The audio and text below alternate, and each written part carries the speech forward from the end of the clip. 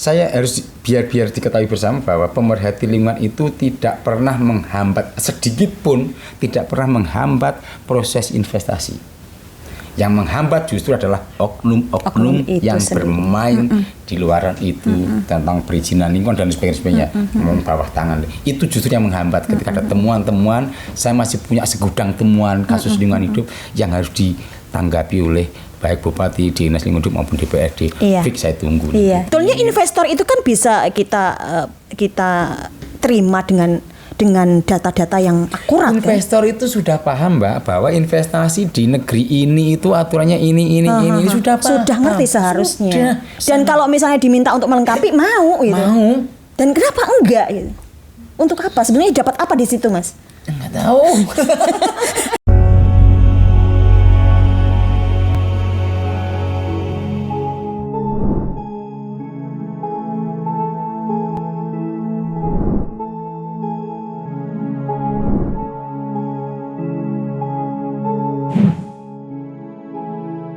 Assalamualaikum warahmatullahi wabarakatuh, Mas Didi. Waalaikumsalam. Apa kabarnya? Alhamdulillah sehat. Alhamdulillah sehat. Lama nggak ketemu ya Mas Didit, dan alhamdulillah selalu sehat dalam keberkahan dan awet muda. Kantongnya di sini. Sehat, Mbak. Kantongnya yang nggak sehat karena kondisi dan situasi mungkin ya. Dan terima kasih Mas Didit sudah memenuhi undangan kami di podcast ini, Ngonsen Dika, ngobrol santai bareng Dinda Kirana. Dan tentunya saya tertarik dengan tema yang Mas Didit pilih ini ketika kami undang. Apa Mas tema yang kira-kira dipilih gitu ya? Ternyata Mas Didit memberikan tema tentang pelestarian lingkungan versus kebijakan pemerintah. Ada versusnya ini kayaknya menggelitik gitu ya. Dan para pemirsa ataupun nanti penonton di podcast ini tentunya sudah sangat penasaran kayak gimana sih ini versus kebijakan pemerintah ini kayak gimana. Di sini pelestarian lingkungan. Mas Didit pilih tema tersebut. Tentunya ada sesuatu hal yang perlu Mas Didit sepil di sini untuk pelestarian lingkungan itu sendiri, terutama di Kabupaten Jepara. Kayak gimana itu, Mas? Ya. Terima kasih ya. Iya. Lagi-lagi saya harus di tepi jurang. Santai, aman. Semoga enggak. Enggak Mas ya? Iya. Kenapa saya ngomong pelestarian lingkungan versus ya? Versus. Seringkali sih ya, seringkali kegiatan-kegiatan saya terhadap advokasi lingkungan hidup itu ya benturannya pada kebijakan. Iya. Kita temuannya begini, kebijakannya begini. Tidak sesuai dengan regulasi. Misalkan kebijakan saya itu temuan saya ini contoh, ini perlu kajian lingkungan, perlu AMDAL, perlu apa. Tapi kebijakannya cukup DELH saja. DELH. Dokumen evaluasi lingkungan hidup. Padahal DELH itu peruntukannya adalah bagi perusahaan yang sudah jalan, tetapi waktu itu belum ada izinnya, sehingga dikaji ulang pakai DELH. Nah, rata-rata bangunan baru di DELH kan itu kan benturan, Mbak. Bangunan baru di DELH kan. Oke. Berbentur. Bentur dong, kan nggak boleh. Oke. Aturannya nggak boleh. Kenapa berbentur kayak gimana itu, Mas Didit? Artinya bangunan baru itu ya harusnya AMDAL. Kalau memang wajib AMDAL ya AMDAL dong.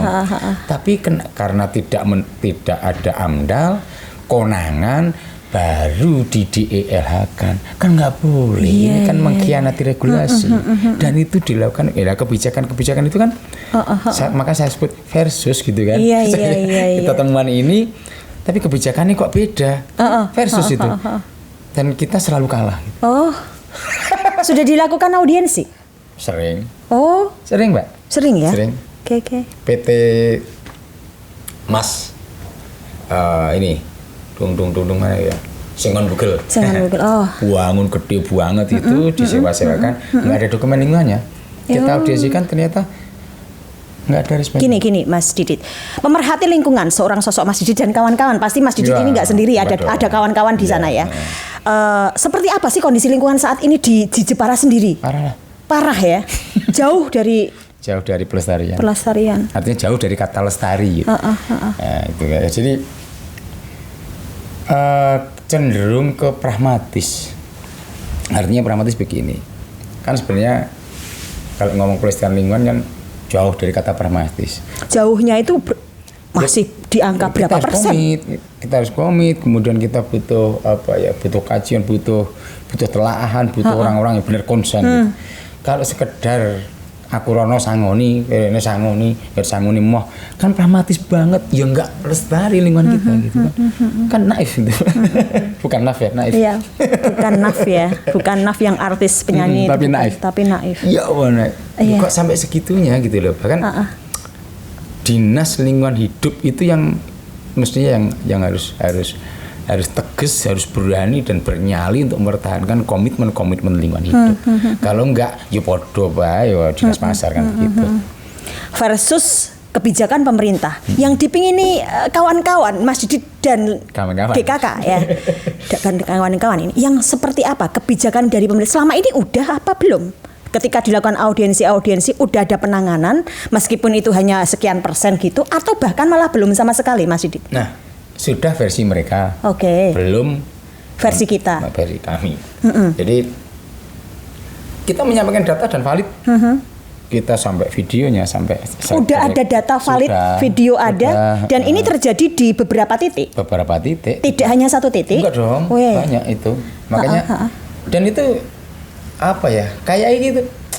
Audiensi itu formalitas dok itu. Padahal menurut saya forum audiensi itu kan forum resmi kan, legal dan itu pro justisia. Udah, ini harus dicatat loh ini bahwa forum audiensi yang kami bikin surat resmi kemudian diterima oleh DPRD misalkan atau bupati. Ini kan pro justisia. Pernyataan di forum audiensi itu adalah kebijakan hukum yang harus ditindaklanjuti oleh baik siapapun yang berkewenangan. Dan ini sudah berapa kali dilakukan audiensi? Belasan kali dong. Wih, belasan kali? Iyalah, nggak mungkin. Banyak sekali, kita belasan kali ada. Diterima dengan baik? Terima. Ditanggapi dengan baik? Iya. Gimana saat menanggapi? Tindak lanjutnya yang nggak baik. Jadi saat penanggapan juga tetap baik di situ pada saat itu hari H itu ya. Tapi tindak lanjutnya yang Mas Didit kecewa gitu ya dan kawan-kawan. Kemudian ada beberapa kali di forum audiensi itu yang kami kecewa juga waktu itu oleh Komisi A DPRD. Jawabannya, kayak gimana? Saya kok nggak tahu ya. Nah, ketika jawaban nggak tahu itu loh, kan kita audiensi kita jelaskan paparkan esensinya seperti ini, substansi kasus seperti ini. Kan tinggal jenengan bikin kebijakan. Maaf ya Pak, saya kok nggak tahu ya. Saya nggak tahu bagaimana. Itu waktu dulu beberapa waktu lalu lah. Saya sampaikan ke ketua DPRD, audiensi karo ketua komisi jawabannya ora ngerti iki piye. Ya kan, ya aku sedih. Lah ini lho sing saya dipaksa Mbak Dinda Kirana harus ngomong. Ini kan saya. Bukan memaksa, tapi memang harus ngomong. Kita menjembatani aja. Ya. Akhirnya kan secara sepihak saya menyimpulkan, tidak adanya tindak lanjut itu karena salah satunya adalah mereka tidak paham kan? Iya, karena tidak paham. Atau memang pura-pura tidak paham? Barangkali. Gitu ya. Ini bisa disebut oknum atau masyarakat umum atau yang menutup-nutup ini loh Mas. Kalau yang tidak tahu tadi atau yang seperti apa? Saya forum resmi kok Mbak. Forum resmi jadi saya audiensi. Mas Didit langsung berani ini komisi A gitu ya? Ya berani, waktu itu ada depan di ruang serbaguna DPRD itu saya tidak tahu. Saya suratnya resmi kok beberapa waktu lalu gitu. Gak apa-apa memang kok Mbak. Memang Dan ya. teman-teman saya juga nggak saya tok itu ada berapa 12 orang kalau nggak salah waktunya. Sebetulnya pelestarian lingkungan yang seperti apa sih yang dipermasalahkan di sini? Kan ya pelestarian. Nah, sampah, Oke lah. Kalau sampah ilegal mungkin satu ini kan tadi loh Mbak Jepara itu ini kan sedang genjer-genjernya pro investasi. Investor pabrik belasan itu pabrik besar berdiri. Kalau tidak ada komitmen terhadap pelestarian lingkungan, dokumen lingkungan ini ya nanti copy paste misalkan atau bahkan tidak tergarap dengan baik secara esensial gitu, atau bahkan wis dibangun dong dokumen lingkungan, nggak ada kajian lingkungan hidupnya. Nah, ini kan celaka gitu. Bangunannya legal, tetapi dokumen lingkungan yang Ada enggak. beberapa yang belum dilengkapi dengan dokumen Lingkungan yang tidak lengkap gitu. Dan di ini situ. sudah kita sampaikan. Sudah tersampaikan. Ke pengambil kebijakan. Saya kan tadi saya kaum marginal yang dimarginalkan tadi. Soalnya menyampaikan Pak DPR atau Pak Bupati ini loh seperti ini. Dan saya tidak apa ya Mbak, saya tidak butuh pengakuan itu kok, makanya saya nggak teriak. Nggak gini Mas, kenapa bisa terjadi belum lengkap dalam dokumen itu? Ya, karena kok bisa terjadi? Ya karena kita permisif. Permisif maksudnya? Ya monggo ada apa-apa, monggo gampang. Itu karena faktor apa Mas kok sampai kayak mudah banget gitu? Nah itu kita harus tanya ke yang pelaku ini. Menurut Mas Didi, faktor apa itu? Sebenarnya, karena ketakutan kehilangan investor atau ketakutan khawatir tidak ada? Itu waktu kita audiensi dengan PJ itu tersampaikan. Kita jangan sampai kehilangan investor itu, iya. Tapi saya juga sepakat pro investasi, tapi ya regulasi. Sebetulnya investor itu kan bisa kita terima dengan data-data yang akurat. Investor kan? Itu sudah paham Mbak bahwa investasi di negeri ini itu aturannya ini sudah paham. Sudah ngerti seharusnya. Dan kalau misalnya diminta untuk melengkapi mau gitu. Mau. Dan kenapa enggak gitu? Untuk apa? Sebenarnya dapat apa di situ Mas? Enggak tahu. Kok nggak tahu kan yang audiensi gitu. Katanya sudah belasan kali audiensi. Ya, audiensi tapi itu tidak tersampaikan. Kenapa sih buat lakoni padahal ini tidak boleh, tetapi kenapa diperbolehkan? Ini belum layak seperti ini, kenapa harus permisif, harus diizinkan dan sebagainya. Karena investor sebetulnya kalau diminta untuk melengkapi mau gitu. Sangat mau. Tapi kenapa disamar-samarkan? Ya dipercepat. Biar nanti nyusul ini sambil jalan dan sebagainya. Ada kata itu ya, gampang wes engkau gampang. Ketok ngono Mbak. Oke saya tetap positif thinking. Iya. Apapun. Perkara ngono wis resikono dosa. Ya, selama ini Mas Didit setelah melakukan belasan kali audiensi dari pihak pemerintah, stakeholder, pemangku kebijakan, apakah sudah melakukan tindakan meskipun sedikit loh ya? Apakah sudah gitu? Paling sidak inspeksi ke pabrik. Sidak. Oke, sidak. Setelah itu? Nggak tahu. Oh nggak tahu terus? Ya, karena hasil inspeksinya itu kayak apa, hasil sidaknya kayak apa, saya nggak tahu. Iya. Kan komitmennya. Belum ada tindak lanjut sampai sekarang. Belum ada hasil gitu loh maksud saya. Di forum audiensi itu disepakati. Oke, nanti kita lakukan sidak atau inspeksi ke pabrik atau ke bangunan yang dimaksud. Nanti Mas Didit kita ajak ya bersama teman-teman. Ya, orang dijak kok Mbak. Pada kenyataannya seperti itu. Enggak diajak. Sehingga kita tidak tahu hasilnya kayak apa, komunikasi ini saya nggak tahu. Yang paling urgent permasalahan pemerhati lingkungan, pelestarian lingkungan di sini, yang paling urgent yang memang benar-benar harus cepatnya diselesaikan itu apa Mas? Semua, ya nggak bisa apa ya Mbak. Kalau ngomong investasi hari pencemaran ini, mungkin. Ya, kalau ngomong investasi hari ini, berarti penertiban apa? Namanya prosedur investasi. Penertiban prosedur investasi termasuk pada pembangunan dokumen lingkungan itu. Dokumentasi berarti ya. Dokumen lingkungan itu tadi. Izin dan dilengkapi lah ya. Karena izin lingkungan itu tidak mungkin terbit tanpa dilengkapi dengan dokumen lingkungan. Nah, akhirnya ketika itu tidak ada kan pencemaran sekarang sudah terjadi. Contoh PT Jiali itu pencemaran tahun 2018 sampai Karangrandu itu kan. Itu kan gemuruh sampai Karangrandu. Tahun 2018 itu sempat ramai kasus itu dan sampai sekarang belum terselesaikan dengan baik. Sampai sungainya hitam sampai sekarang, sawah-sawah ikutan itu hitam. Pencemaran ya. Pencemaran. Iya. Nah, kan itu harusnya kita melek bareng gitu kan. Kok terus sampai sekarang masih ada itu ya. Belum terselesaikan. Penyelesaian kayak bagaimana juga kita nggak tahu. Belum ada tindak lanjut. Tantangan saya normalisasi atau restorasi monggo. Iya. Ya kan itu sampai hitam, lumpurnya hitam sampai sekarang. Iya. Wah ngeri ya. Nah, kalau ini pencemaran sampai terulang lagi kan bahaya. Karena kenapa terulang dan saya yakin berpotensi ada pengulangan karena pembiaran. Iya. Hal apa sih yang menjadikan kondisi pembiaran ini menurut Mas Didit? Ya permisif tadi, pemerintah nggak tegas. Kenapa nggak tegas? Dia takut. Iya, kenapa takut? Ketakut kehilangan investor. Oh, kembali ke situ lagi ya. Aduh, satu takut kehilangan investor, kedua tidak paham tentang kasus yang terjadi. Nah, itu dong. Apakah termasuk kemarin-kemarin ya ada Jepara termasuk dilanda banjir dan lain sebagainya itu dampak-dampak dari itu? Menurut Mas Didi? Banjir itu kan itu termasuk sampah-sampah dari satu saluran gitu. Itu kan tersumpat ya, tersumbat. Kemudian tidak ada komitmen dari masing-masing pihak untuk memberikan hal yang terbaik untuk lingkungan kita sendiri. Dan saya sedihnya justru Tuhan menjadi kambing hitam lagi-lagi saya harus ngomong itu. Oh gitu ya. Saya menolak Tuhan itu. menjadi kambing hitam. Kembali lagi dari kejadian-kejadian Tuhan yang disalahkan. Sedangkan sebetulnya bahasanya kan, waduh Tuhan sedang murka maka terjadi bencana di mana-mana. Koclok, bukan Tuhan yang murka. Orangnya sendiri yang gak peduli kok. Ini karena perbuatan manusia itu sendiri. Kenapa harus menyalahkan Tuhan gitu ya? Dorang Jepara waktu itu Tuhan lagi marah. Tanggul jebol. Itu kan karena kualitasnya elek, Mbak. Iya, itu bukan karena Tuhan lagi marah. Bukan. Itu karena ulah kita sendiri. Marahnya karena bangunmu elek. Jadi soalnya. Kenapa bangunnya elek? Ya ada itu ya. Jalan banjir karena drainase itu tertutup. Kan itu kan polanya manusia gitu. Maksud Tuhan kan ngurusi drainase sih. Kemudian maksud dan suruh ngurusin tanggul kali. Kan nggak mungkin. Kan nggak mungkin. Itu dari ulah manusianya sendiri. Kenapa cepat rusak gitu loh. Padahal katanya ketika bangun habisnya miliaran. Miliaran, dan itu kemarin Sungai Wulan juga dinormalisasi, itu juga habis miliaran kan. Iya, dan itu kembali ke kita sendiri. Kenapa?